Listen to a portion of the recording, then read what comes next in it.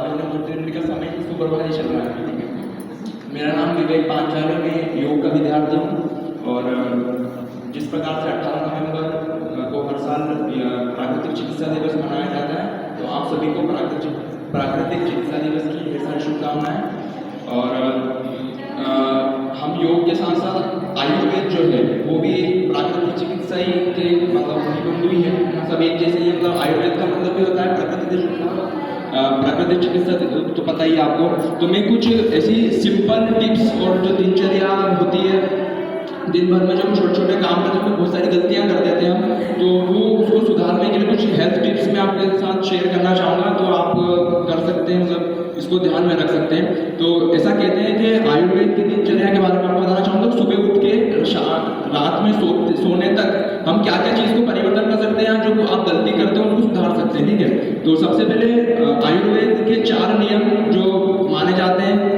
ऐसा कहते हैं कि आयुर्वेद के बहुत सारे महर्षि हुए हैं हमारे भारत देश में, महर्षि सुश्रुत हुए हैं, चाणक्य ऋषि हुए हैं, और सबसे जो ट्रेंडिंग ऋषि जो है वो आजकल बहुत नाम सुनने को आता है, उनका नाम है वाग्भट जी। उन्होंने बहुत रिसर्च किया, उन्होंने 135 साल तक जीवित रहे हैं, मैंने बताया था। तो उन्होंने बहुत रिसर्च किया इस पर आयुर्वेद में। उन्होंने 4 नियम बताए, वो मैं आपको बताना चाहूँगा। सबसे पहले जो जल होता है, सबसे प्राइमरी चीज़ जल होता है। जल का इस्तेमाल ही अपन गलत करते हैं रोज के जीवन में, तो उसका मैं इस्तेमाल करना आपको बताऊंगा, है ना। तो आप एक बार गौर से सुनिएगा। तो पानी पीने के 4 नियम हैं। इसमें ऐसा कहा कि सबसे पहले सुबह उठ के सबसे पहले पानी पीना।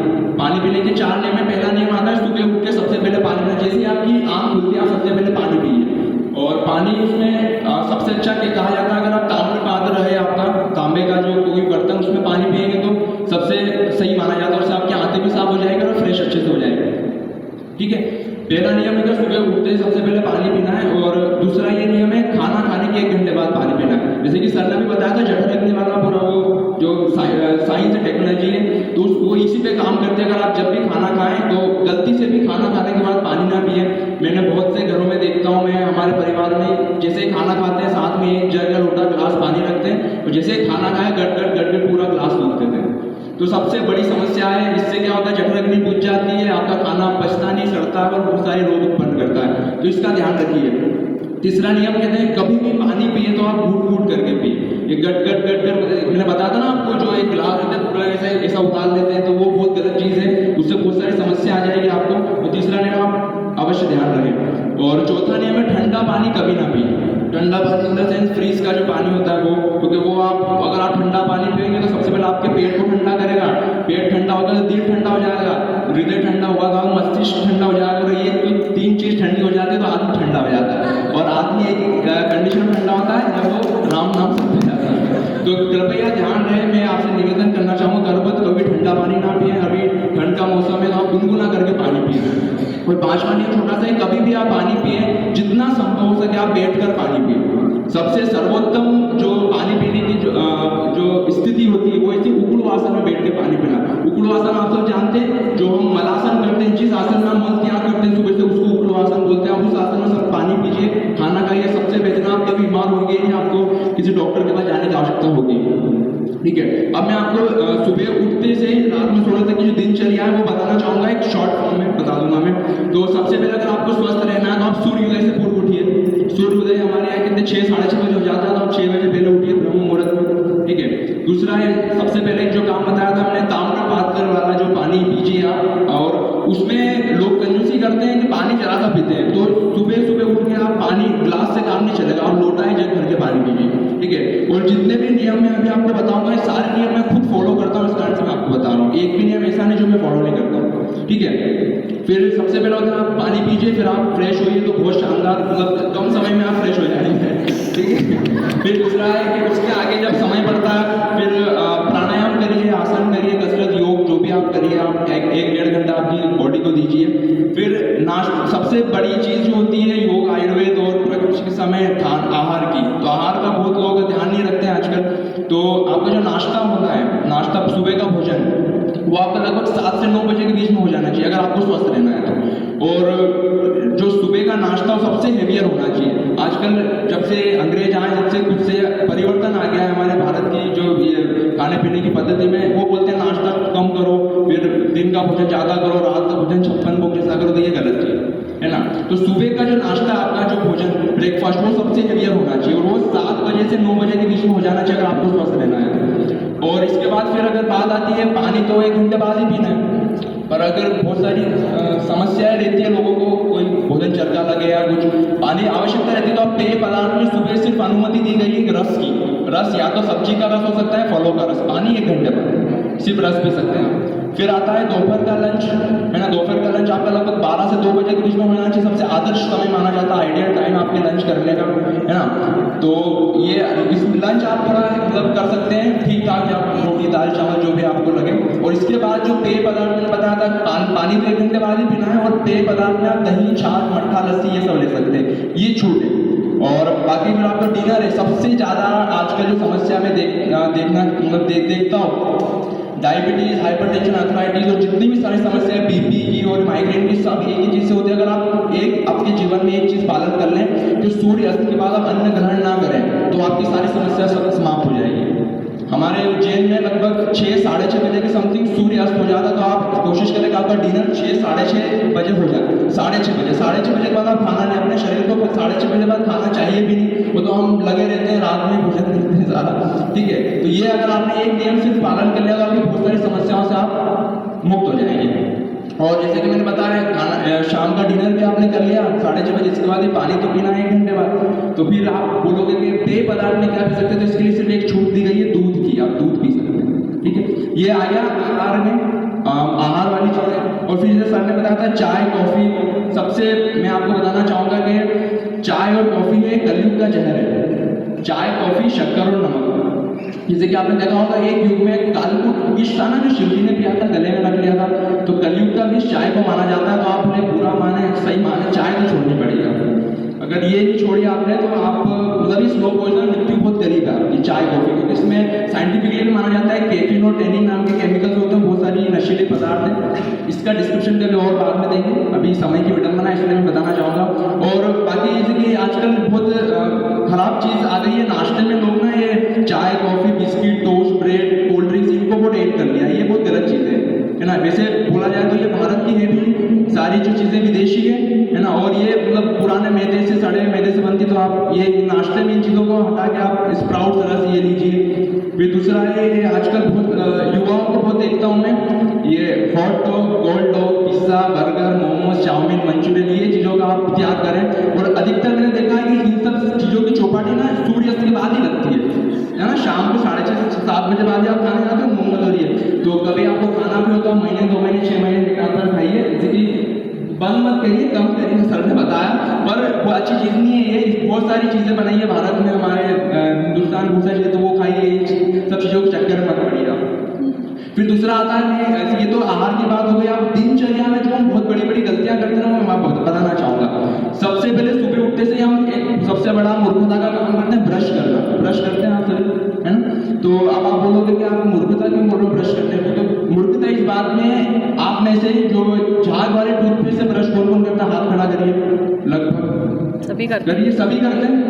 सर आप नहीं करते, बहुत अच्छी बात है, ठीक है। मैं नहीं करता, मैं आपको बताऊंगा क्यों। क्योंकि सबसे जो उठते से सबसे पहला जो हम काम करते हैं, जो मैं ब्रांड्स के नाम नहीं आप समझ जाए, झाग इसमें आते हैं टूथपेस्ट में, और टूथब्रश तो प्लास्टिक का बनता है, तो प्लास्टिक तो खतरनाक है, इससे प्रकृति के लिए उसको बताने की आवश्यकता नहीं है। पर जो झाग वाले टूथपेस्ट रहते हैं, जितना ज़्यादा उनमें झाग रहता है उतना ज़्यादा खतरनाक रहते हैं आप लोगों के लिए, क्योंकि उसमें एक केमिकल का नाम है सोडियम लोरेल सल्फेट, वो मिलाया जाता है, वो कैंसर का रिस्पॉन्सिबल है। आप पहले जब टूथपेस्ट करो उसको पलटा के देखिए, उसमें लिखा रहता है कि due to cause of cancer, ठीक है। और दूसरा तो आप इसके अपने देखिए सर ने बताया प्राकृतिक चिकित्सा, प्रकृति से जुड़िए आप। हमारे हिंदुस्तान में बहुत सारे दंत मंजन है, उनको करिए। सबसे अच्छा दंत मंजन आपके घर में मिल जाएगा, मैं रोज करता हूँ। वो एक हल्दी ले लीजिए, आप थोड़ा सरसों का तेल ले लीजिए और एक नमक ले लीजिए, इन तीनों को मिश्रण करके आप लगाए, एक नंबर आपको दांत किट किट करेंगे, सफेद एकदम ना, सारी समस्या और भी कैविटी दूर हो जाती है। दूसरा आता है, अगर आप चाहें कि हमको ब्रश से ही ब्रश करना है, मतलब अंगुली का इस्तेमाल नहीं करना, तो बहुत सारे दातुन है हमारे हिंदुस्तान में, 12 प्रकार के दातुन मेरे को 6 पता है, वैसे होते 12 प्रकार के। सबसे जो ट्रेंडिंग में नीम का, मैं अपने पूरे यूनिवर्सिटी कैंपस में बहुत सारे नीम के पेड़ में हर 6 दिन में या 15 दिन में एक नीम की डंडी तोड़ के ले जाता हूँ और आराम से दातुन करता हूँ, सबसे फ्री कॉस्ट, मतलब कॉस्ट फ्री टैक्स फ्री, तो ये करिए आप, है ना। और देखिए नीम के दातुन, बबूल के दातुन, करंज के दातुन, पाकड़ के, अमरूद के, आम के, सब दातुन है ना। इसका नॉलेज नहीं है आजकल के जनरेशन को, इस कारण से लोग करते हैं ताकि आप इस चीज को बाहर भी बताएं, है ना, और करना शुरू करें। तो ये प्रकृति से जुड़ने का सबसे अच्छा तरीका है, ठीक है। टूथपेस्ट नहीं करना। फिर दूसरा आता है टूथ ब्रश करने के बाद जस्ट क्या करने जाते हैं, नहाने जाते हैं, तो वो भी सबसे बड़ी मूर्खता करते हैं नहाते। अब बताइए आप सोप से कौन कौन नहाता है, हाथ खड़ा करिए, सभी, लगभग सभी। मैं नहीं नहाता, मैं हाथ खड़ा करूंगा, ठीक है। तो सोप में इसलिए आपको पता है झाग बनते हैं, उसमें भी सेम सोडियम क्लोराइड सल्फेट वाली समस्या है। जैसे कि क्या होता है, जब साबुन से नहाते हैं उसमें सोराइसिस और एक्जिमा, जैसे कि स्किन डिजीज सर वो हो जाती है ना। साबुन और शैम्पू आजकल तो कंडीशनर के आ गए, इसका भी उपयोग करते हैं। तो मेरा ऐसा मानना है कि आप सोप और शैम्पू को हटा के अपना देसी प्रकृति से जुड़ी हुई चीज़ें, बेसन से नहीं, आप चने के आटे से, बेसन से, और उसमें थोड़ा उसको लिक्विड करने के लिए उसमें दूध मिला लीजिए 1-2 चम्मच, है ना। मैं रोज नहाता हूँ दूध और बेसन से, बहुत अच्छी स्किन है मेरी, बाल सब बढ़िया है एकदम, ठीक है। और मुल्तानी मिट्टी लगा सकते हैं आप, हाँ वो सबसे अच्छी चीज़ होती है बस। और बाकी हाँ, और दूध की जगह आप बेसन में मलिक मिला सकते हैं, बहुत अच्छा रहता है नहाने का। फिर इसके बाद थोड़ी सी 5 मिनट की चीज़ और है ना, बस अभी अभी दोपहर में आए अपन नहाने तक, अब शाम की बात होगी, दिन में खत्म करो, ठीक है। फिर शाम के भोजन पर आप वज्रासन करिए कुछ समय, या फिर वॉक भी कर सकते हो तो फिट रहेंगे आप। शाम का भोजन बताइए 6:30 बजे बाद तो वर्जित है, उससे पहले कर लीजिए आप। और अगर आप 6:30 समथिंग डिनर कर ले तो आपको 8:30-9 बजे नींद आ जाती है, और 9 बजे से एवरेज आइडियल समय माना जाता है। 9 से 10 के बीच में सो जाना चाहिए, 10 के बाद नहीं जगना चाहिए, रात में समय बताता है।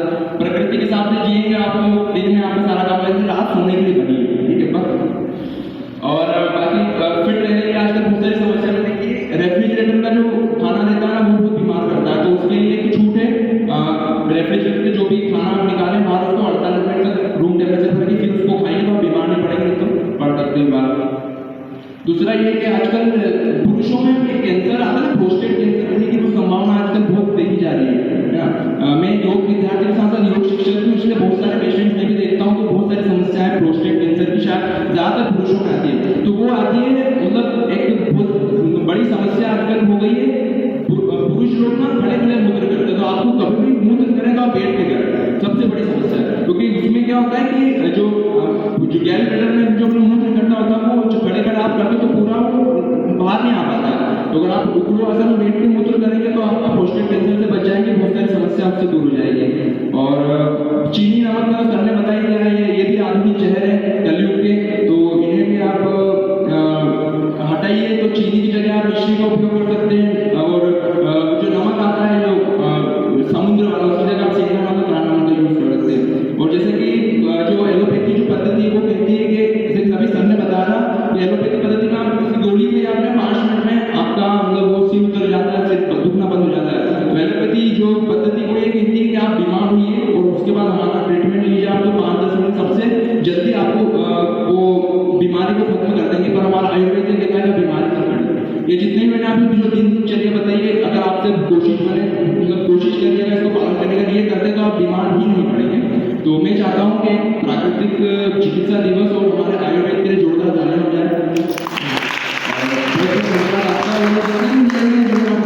सबका मैं बहुत कठिनता से पालन करता हूँ, और मैं बहुत स्ट्रिक्ट हूँ हेल्थ के लिए। बहुत बहुत धन्यवाद आप लोगों को।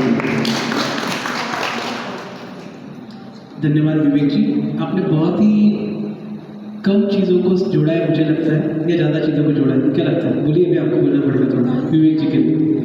विवेक जी ने सब कुछ चीज़ों को जोड़ दिया, समराइज कर दिया है, अगर इस पूरे प्राकृतिक चिकित्सा के जिसको देखें।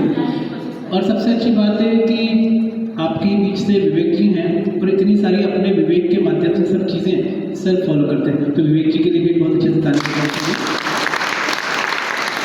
जिस चीज़ के बारे में इन्होंने डिस्कस किया कि prostate cancer, this is true. अगर हम पुराने लोगों को देखें तो पहले लोग बैठ के यूरिनेशन के लिए जाते थे, और स्टैंडिंग यूरिनेशन होता है, and may be it is cause of the prostate cancer. I agree 100%। बहुत सारे रिसर्चर्स ऐसा बताते हैं। दूसरी बात इन्होंने पेस्ट के बारे में कही, दांतों के बारे में कही, दिस इज ऑल्सो ट्रू। अभी के लोगों में दांत की समस्या बहुत बढ़ रही है, और दांत की समस्या बढ़ने का जो कारण है वो आपके पेस्ट है या फिर आपका ब्रश है। उस ब्रश को लेकर मुझे तो लगता है कि ठीक है आप ब्रश अगर कर भी रहे हैं तो करिए, लेकिन ब्रश को सही तरीके से करिए। तो जब लोग ब्रश करते हुए आप किसी को देखेंगे ना, वो लेकर पूरा घीस मारते हैं, जैसे बर्तन साफ करते हैं कभी कभी गुस्से में, है ना, ऐसे वो जोर जोर से। तो ये बहुत सारी छोटी छोटी चीज़ें हैं, उसको ध्यान रखना चाहिए। और सबसे अच्छी बात है कि ये खुद उन चीज़ों को फॉलो करते हैं, लाइफ को फॉलो करते हैं। जैसा कि मैंने कहा कि मैं जो नेचुरलिटी में बोलता हूँ बहुत कुछ मैं फॉलो करता हूँ, सब नहीं करता हूँ, हाँ, लेकिन मोस्ट ऑफ ऑल फॉलो करता हूँ। लेकिन ये सब चीज़ें फॉलो करते हैं तो मैं इनको साधुवाद देता हूँ कि इतनी कम उम्र